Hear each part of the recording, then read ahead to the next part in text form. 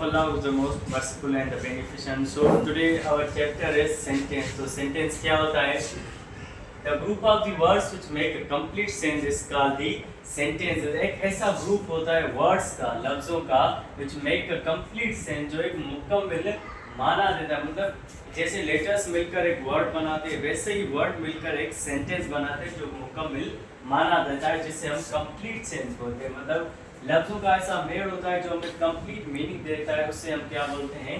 उससे हम सेंटेंस बोलते हैं. The group of the words which make a complete sense is called the sentence. तो सेंटेंस के 4 टाइप्स होते हैं, 4 काइंड्स ऑफ द सेंटेंस होते हैं अकॉर्डिंग टू रेन मार्टिन. वैसे तो 5 होते हैं, लेकिन according to Wren Martin there are the 4 kinds of the sentence which are they.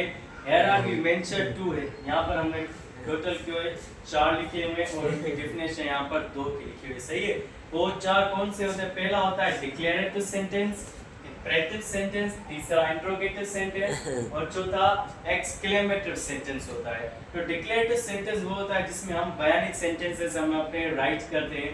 Imperative sentence वो होता है जो जिस सेंटेंसेस में हम ऑर्डर को शो करते हैं या रिक्वेस्ट को शो करते हैं. इंट्रोगेटिव वहाँ इस्तेमाल सेंटेंस होते हैं जहाँ हम किसी के सवाल कर रहे हैं, कोई भी सवाल. एक्सक्लेमेटिव वो होते हैं जो अपने जज्बात को जाहिर करते हैं. सही है. तो पहला हमारा जो सेंटेंस है वो है डिक्लेरेटिव सेंटेंस. दो sentence which show statement or assertion.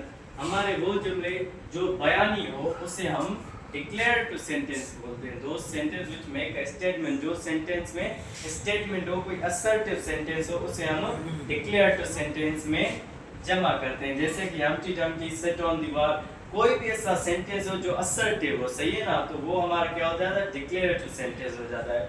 तो आते हैं हम अपने दूसरे काइंड्स ऑफ द सेंटेंस पर. Imperative sentence. इंपरेटिव सेंटेंस हम बोलते हैं हुक्मी जुमलों को.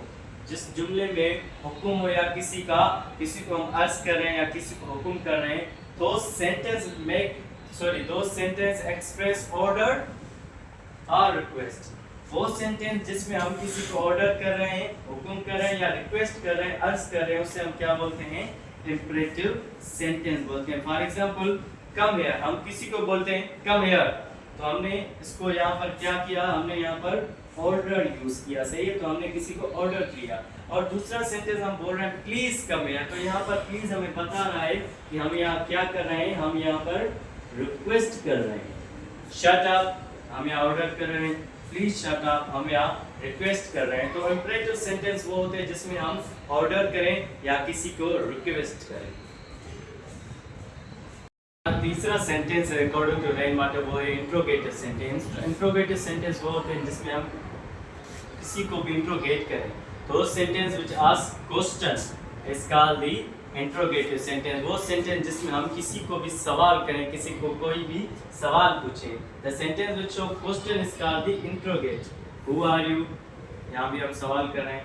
What are you doing now, यहाँ पर भी हम सवाल ही कर रहे हैं. व्हाट इज योर कास्ट, तो यहाँ पर भी हम सवाल ही कर रहे हैं. वो सेंटेंस है जिसमें हम किसी को भी या कोई हमसे क्वेश्चन करें, हम उसे क्या बोलते हैं? हम उसे इंट्रोगेटिव सेंटेंसेस बोलते हैं. तो हमारा चौथा जो अकॉर्डिंग टू रेन मार्टिन वो है एक्सक्लेमेटिव सेंटेंस. इस तरह के जो सेंटेंस होते हैं वो अक्सर स्ट्रॉन्ग फीलिंग बयान करते हैं, जिसमें हमारे इमोशंस होते हैं, हमारी खुशी होती है, हमारा गम होता है.